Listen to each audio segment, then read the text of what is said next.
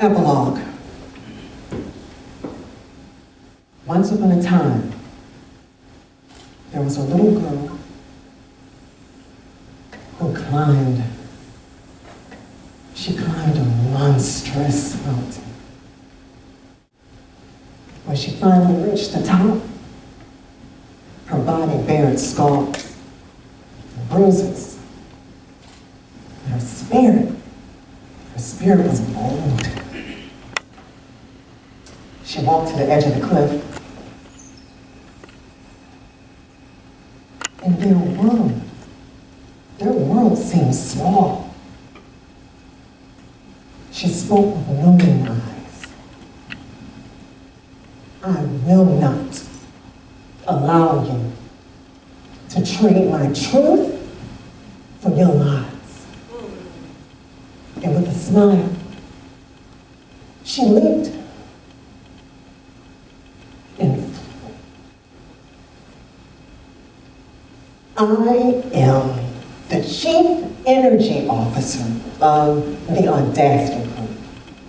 I do more than marketing. I'm a storyteller. I'm a storyteller for bold ideas and people that I believe in. But getting here today was a hell of a climb. Before the age of 25, I was a top marketing executive. I was the first Black woman to own my own TV talk show. I was the mayor of Baltimore twice. I even considered a run for the president of the United States of America. This is all according to my grandpa. My grandpa loved me. See, families are proud, right? Black families, prouder, all right? We tell big stories full of great hope and even greater expectations, and that was their gift to me. As a young Black girl growing up in Sandtown, Winchester, let me tell you something. You know, you learn very, very early that the stories that you're told and the stories you tell yourself have the power to shape your reality if you believe it.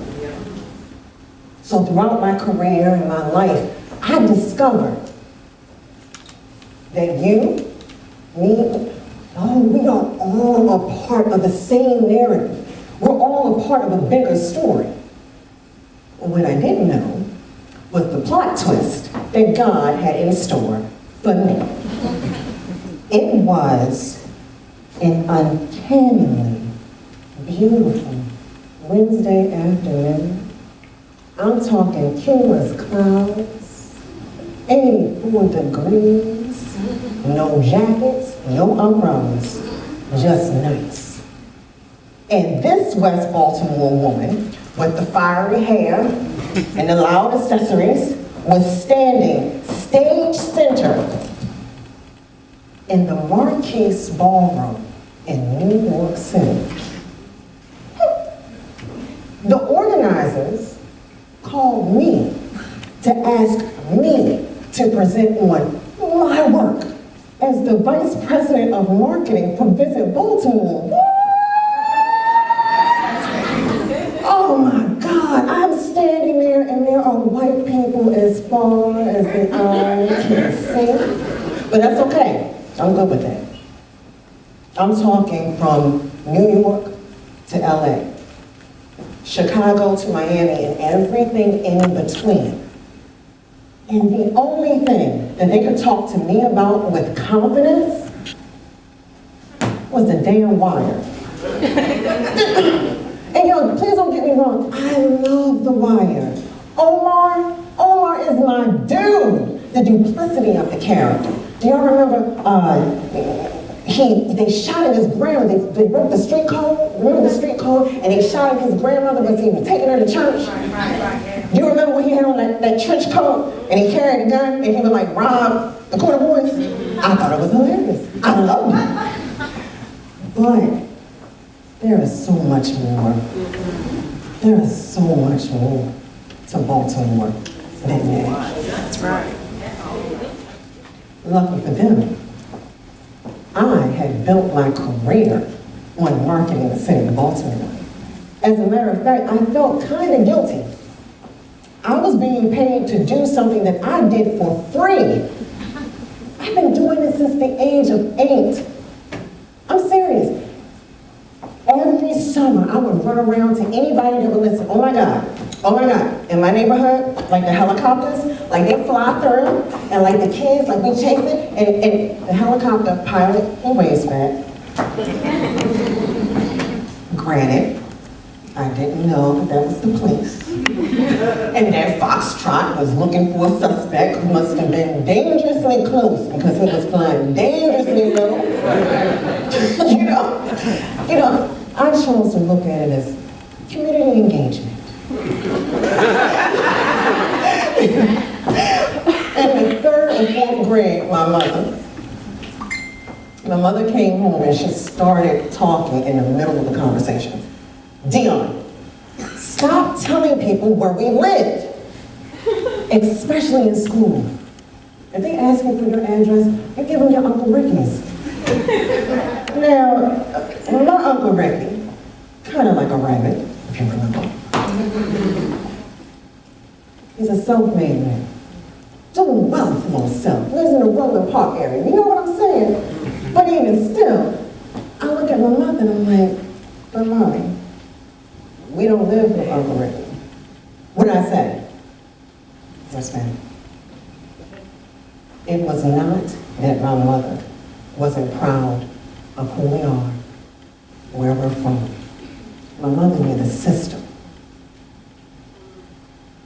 My mother knew that our West Baltimore zip code fell within that red lining, and that red line kept her children from access and opportunity. And it was a narrative that I resented. So being the stubborn Aries that I am, I used any and every opportunity to tell anyone where I am from, anyone. So I stood on that stage and I told big stories full of great hope and even greater expectations. Because Baltimore, like the Black woman that stands before you, had always been expected to dim our light. Lower your voice. Feel less than worthy. And that's not a story I'm selling. Because I learned long ago that the stories you told and the stories you tell yourself, they have the power to change your reality if you believe. Hours later, I'm walking through Midtown Manhattan, pulling my little rolling suitcase, feeling like goddamn Olivia Pope, feeling good. I can't wait to call my husband and my boys to tell them, Mommy killed it. You hear me? I killed that presentation. But still, you ever had that feeling just feel unsettled? It's kind of like agitated. And I couldn't put my finger on it. I get to Grand Central Station, I board the train, and I take my bags, I put them in the overhead compartment. And I'm sitting there and it's still bothering me. And then it hit me. There's an African proverb that I love. Okay? Until the lion learns to speak, the story will always glorify the hunter.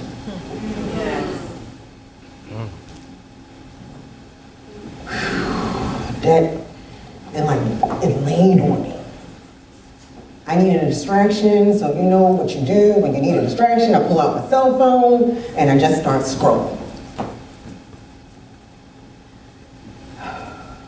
Hello to police.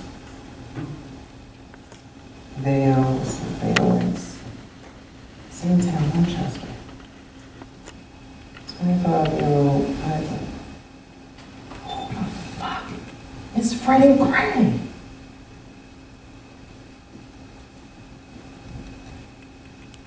My world came to a rolling stop at Penn Station.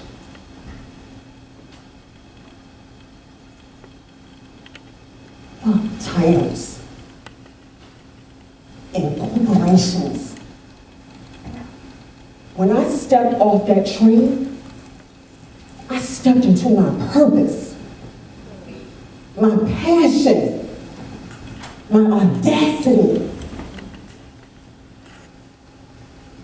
Because Baltimore, like the black woman that stands before you, had always been expected to dim my light, bow my head, lower my voice, and to feel less than worthy.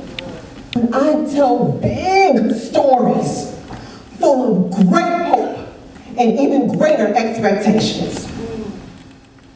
Trayvon Martin, Sandra Bland, Eric Garner, Mike Brown, Corinne Gaines, Freddie Gray, Dionne, Joyner-Weems, we are all a part of the same narrative.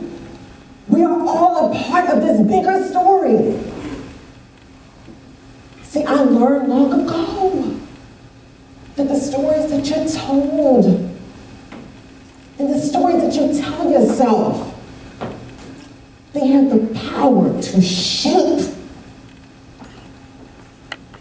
your reality if you believe.